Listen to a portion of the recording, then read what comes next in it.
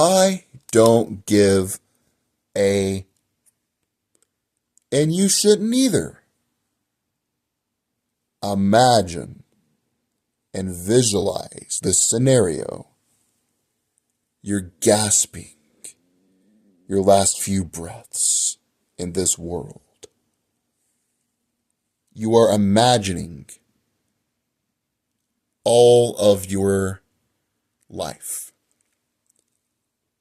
You always wanted to start your own business, but instead you stayed at your cushy 9 to 5. You viewed that beautiful brunette girl as attractive, but you never worked up the courage to ask her out. You always wanted to start a vlog.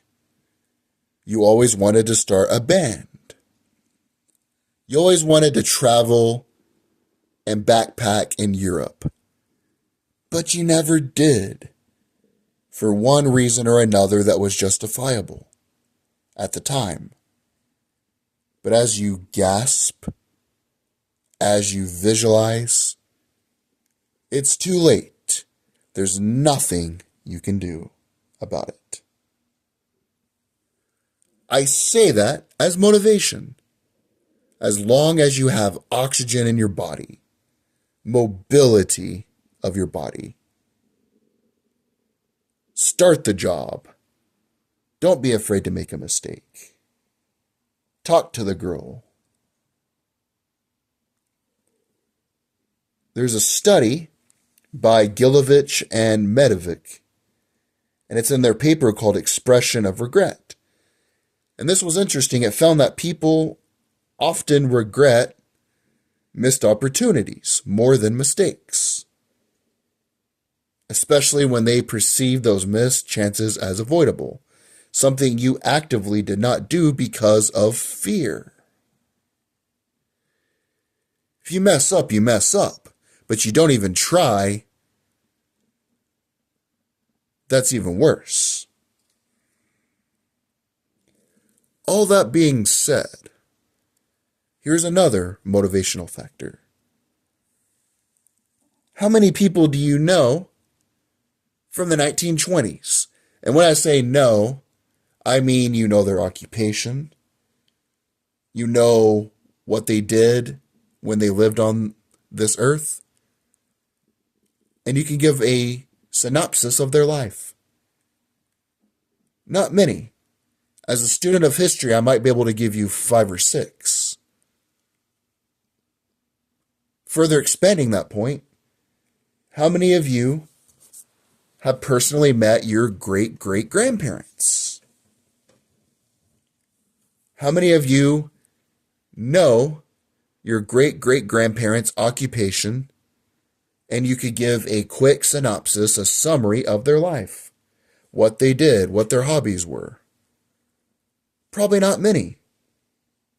There's a big chance. There's a high probability in 3 generations, your kin, your ancestors, are going to forget you existed in the first place. They might see whatever documentation you leave on social media, your internet footprint. They might see this video I am making right now. But overall, what I did on a day-to-day basis, when I made mistakes, when I got rejected by girls, they're not going to know about that. And even if they do, they're not going to care. Which should give you further motivation. Before I give you more reasons why you should not give a, let me define what that means. That means, on the one hand, whatever it is you want to do. It could be writing the book, finishing a book you want to write, starting a band, starting a vlog, making a YouTube channel, asking the girl out. You attempt to do it. You attempt to better your life economically, financially. You attempt to better your life socially. You do everything you possibly can to improve your quality of life. And whatever obstacles are in the way, be damned. Never be shy to speak to anyone. Look them in the eye. Whether it's a beautiful woman, an elderly gentleman, whoever it is. If someone is ruining your peace of mind, try to solve it diplomatically, but don't let them get away with it. That's what not giving a means. Be a pleasant person when you can be, which is 99.9% of the time. Cooperate in the ecosystem of society. Bring your cart back when you're done shopping. Help your coworkers out when you can. Pay your taxes. Don't commit crimes. Don't drink and drive. But when you have to stand up and take chances. Ask as many questions as you need to ask when you're trying to get better. Be willing to fall flat on your face. Be willing to have an egg on your face. At the end of the day, people aren't even going to remember. It's not even going to matter. Think about the biggest time you thought you screwed up and your life was over. Up until this point, you're still here. If you're listening to me, you still have a pulse, and you're coherent enough and conscious enough to hear me. You're still here to this day after that mistake. But I digress. Here are a few more reasons that are logical of why you should not give a when you mess up, when you get rejected, when it doesn't work out, when you feel like today was an awful day and you want to quit. When you go out into a public setting, whether it is your job, whether it is a grocery store, a place of worship, people are not even focused on you. They are focused on themselves and how you are perceiving them. Think about this logically. When you go home from work, you're not thinking about your coworker or your boss in many cases. You're thinking about yourself and how your boss and your coworkers perceive you to be. And that, ladies and gentlemen, is called egocentrism. The better name for it is the spotlight effect. You are the main character in your own movie. You put a spotlight on yourself. You emphasize your mistakes. If you make a mistake, say that you're in the grocery store and you drop a can of soda and it explodes everywhere. Sure, that'll be embarrassing. But not many people are going to be thinking about that when they get home. But you're going to be thinking about that. A month, a year, you're not even going to remember it most likely. And if you do, it's going to be but a footnote in your mind. Because of your active memory. There are different types of memories. And I won't get all into it today because I want to stay focused. But your active memory is what you're actively thinking about. How many things can you actively care about at once? Recent scientists have estimated it at 3 to 4. As an adult, you have things you have to worry about. You have to worry about paying your car payment, putting gasoline in your tank, picking your kid up from school, how much money you make. If somebody smells bad or somebody has a funny hat, that's not even going to be something you actively care about for a long period of time. You're going to be focused on picking up little Johnny. Then after that, you've got to Fix supper. Then after you fix supper, you got to help Johnny with his homework. And after you help him with his homework, then you got to put him to bed. And then you got to get rest yourself. And should you binge watch that Netflix show, or should you go to bed and get rest for work? You're thinking about all that. You're not even thinking about anyone that you even saw at the grocery store, or anyone that you worked with. Everyone has a different version of you. The way your boss perceives you, the way your spouse perceives you, the way your friend perceives you, it's all different. The only real you, the only real version of yourself is the you that you know. That's another reason you shouldn't give up. Everyone is going to form their own opinion, and it doesn't matter. There's an exercise I like to do. It's called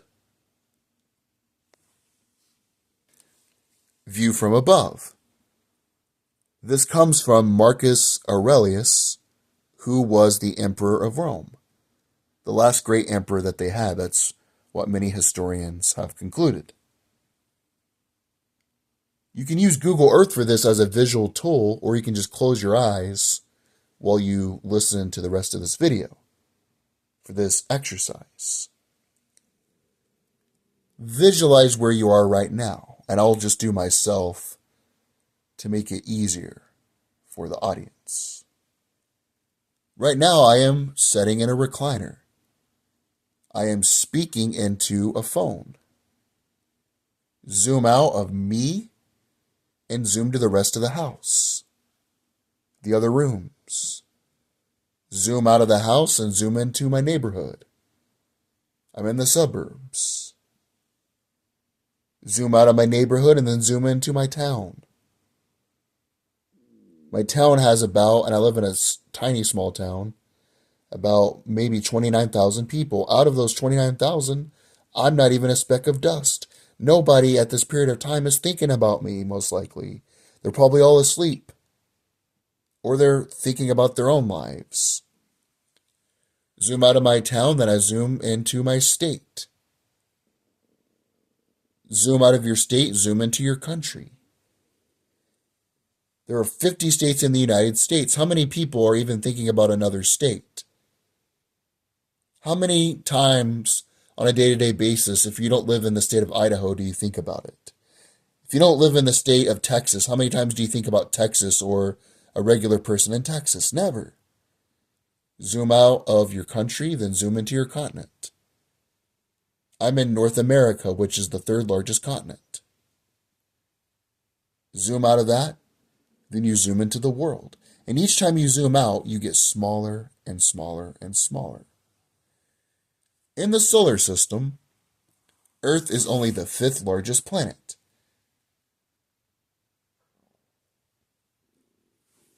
We have 8 planets in our solar system. Earth is on the smaller side. To put this into perspective, Neptune is the 4th largest. It's right above Earth. You could fit 58 Neptunes into Earth alone. Further expanding and zooming out, Earth is about 24,901 miles. The observable universe, which is where light has reached and scientists can see and observe, is estimated to be 93 billion miles. And it's always expanding. It's always getting larger, which means Earth in proportion is always getting smaller. If you were to scale down the entire universe to the size of an elephant, Earth's size would be minuscule.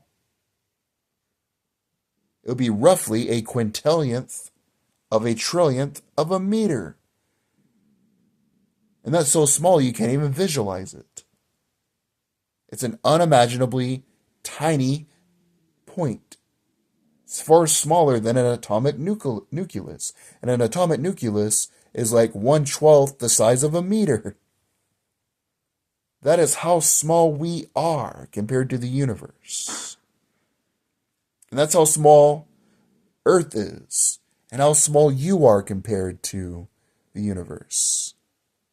That's why if you make a mistake tomorrow, you have an egg on your face. The girl that you asked out rejected you. It's okay. View yourself in proportion to the size of the universe. You're going to be unalive one day. No one's going to remember you. Outside of your family and close friends, nobody gives a and why should they?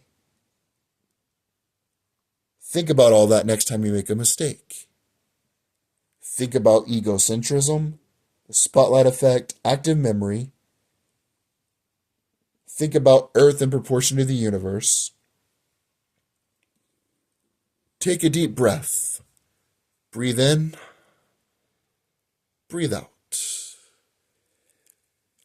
And remember the last time you made a huge mistake and you thought you would not make it to see the end of the day.